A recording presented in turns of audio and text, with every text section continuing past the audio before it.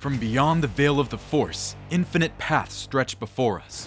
Choices made and unmade, destinies fulfilled and averted. Today, we explore one such path. The path where love itself became the galaxy's undoing. What if, in that crucial moment when Anakin chose the dark side, Padmé Amidala didn't flee in horror, but instead embraced his fall? What if democracy's greatest champion became the Empire's dark Empress, bound to Vader not by fear, but by a love that consumed worlds? The purple blade hummed through the Chancellor's office, its wielder's face carved from determination and righteous fury. Mace Windu pressed forward, driving the cowering figure of Palpatine back against the shattered viewpoint. Outside, Coruscant's endless streams of traffic continued their dance, oblivious to the battle that would reshape the galaxy. "You are under arrest, my lord," Windu declared, his voice carrying the weight of the entire Jedi Order. But in the doorway stood Anakin Skywalker, his blue eyes wild with desperation. The visions had grown stronger. Padmé dying in childbirth, her face pale, her voice calling his name. Only Palpatine promised salvation. Only the dark side offered hope. "Anakin!"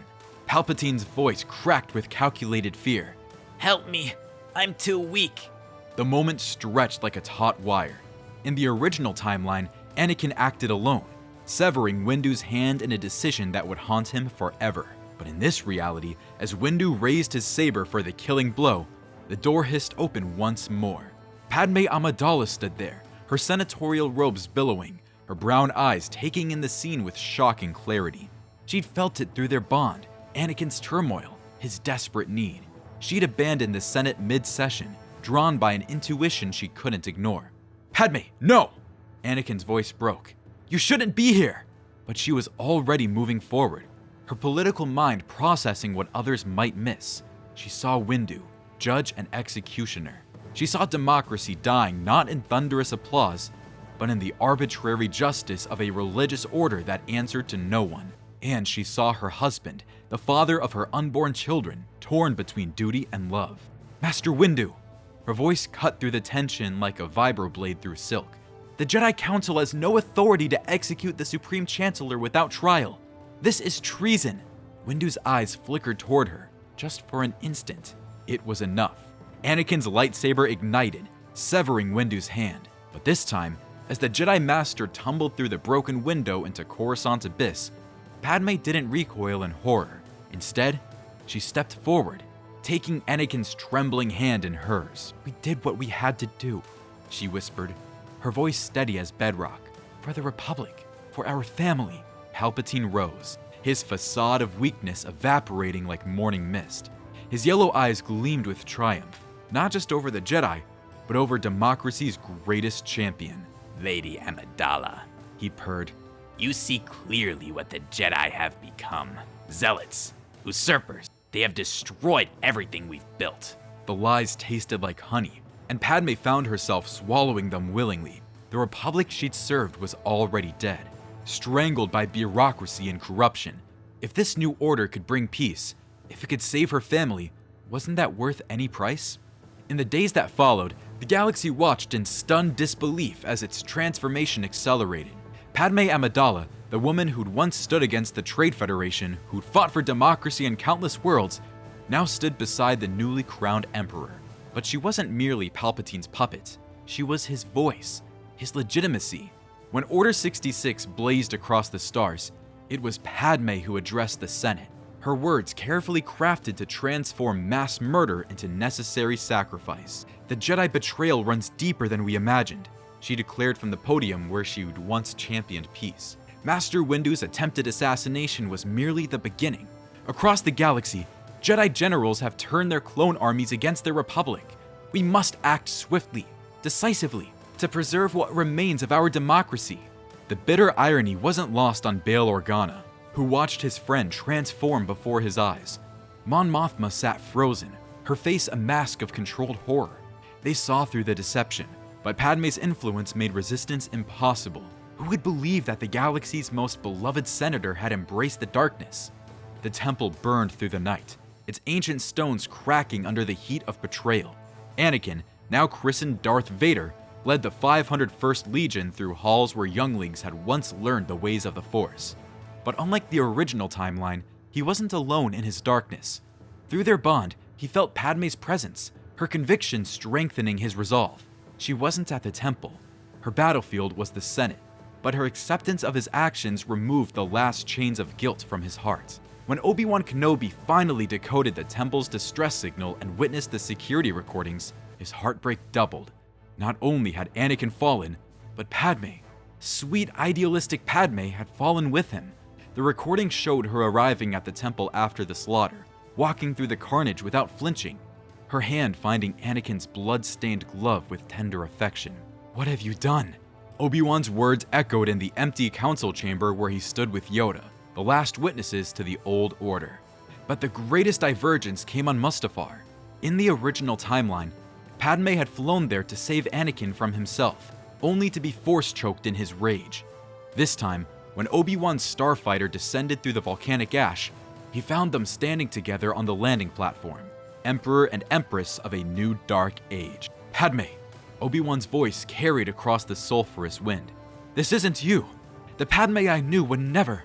The Padmé you knew was naive," she interrupted, her voice carrying a steel edge he'd never heard before. "I believed in a republic that was already dead. I served senators who cared more for their wealth than their words. At least now, there will be order. Peace. Peace through tyranny isn't peace," Obi-Wan countered, his hand moving to his lightsaber. "And war through democracy wasn't war?" Padmé shot back. "How many died while the Senate debated? How many suffered while the Jedi Council meditated on the will of the Force? We're ending the chaos, Obi-Wan. We're saving the galaxy from itself." The duel that followed wasn't just between former brothers. It was a three-way dance of death. When Obi-Wan gained the high ground, when he should have delivered the crippling blow that would confine Anakin to his mechanical prison, Padmé intervened, not with a lightsaber, but with a blaster, forcing Obi-Wan to deflect shots while defending against Anakin's relentless assault. Only Obi-Wan's last-minute arrival saved Obi-Wan from death. The ancient master engaged Anakin while Obi-Wan, bloodied and broken, was forced to retreat. They lost not just the battle, but any hope of redemption for the Chosen One and his queen. Months later, in a medical facility that had once served the Jedi, Padmé gave birth to Luke and Leia. But unlike the tragic death that should have claimed her, Sith alchemy and advanced medical droids, resources Palpatine gladly provided, ensured her survival. The twins' first cries echoed through halls that reeked of the dark side, their destiny already being shaped by parents who traded their souls for power. The empire that emerged wasn't ruled through fear alone, but through a twisted form of love. Anakin and Padmé became the galaxy's dark fairy tale, the warrior and the diplomat who'd united to bring order to chaos. Their public appearances were carefully choreographed displays of power and affection, making resistance seem not just futile, but wrong. Who could stand against such devotion? Who could claim the moral high ground against a couple who'd sacrificed everything for peace? Luke and Leia grew up in the Imperial palace, trained from birth in both statecraft and saber combat. Luke gravitated toward his father's aggressive techniques, his lightsaber work brutal and efficient.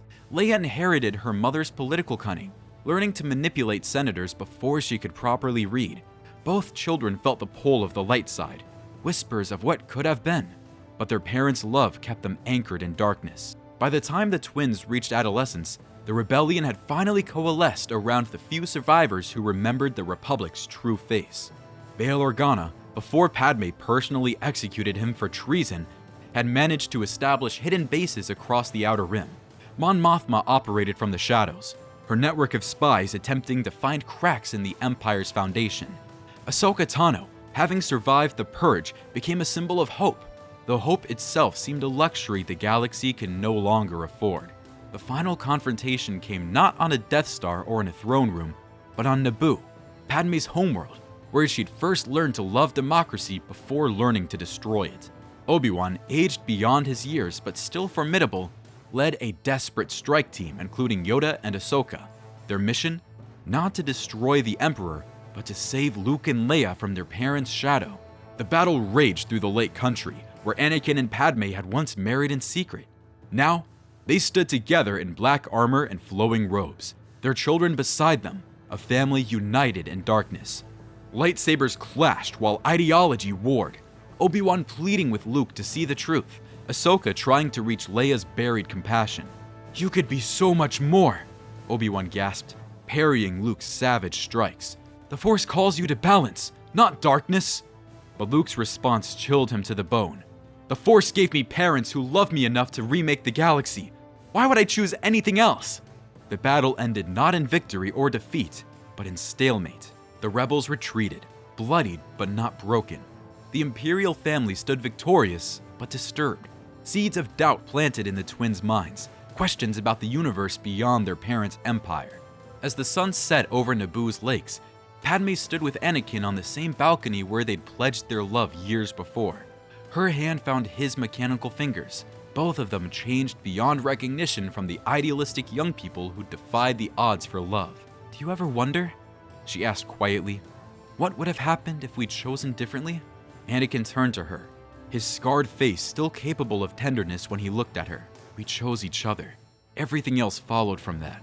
She nodded, watching their children practice combat in the courtyard below. Love had saved them from separation, had given them power beyond imagination, but the cost, the entire galaxy's freedom, hung between them like a shadow even the dark side couldn't dispel. The Empire endured, built on the foundation of a love that had turned toxic, nourished by fear and justified by the promise of peace.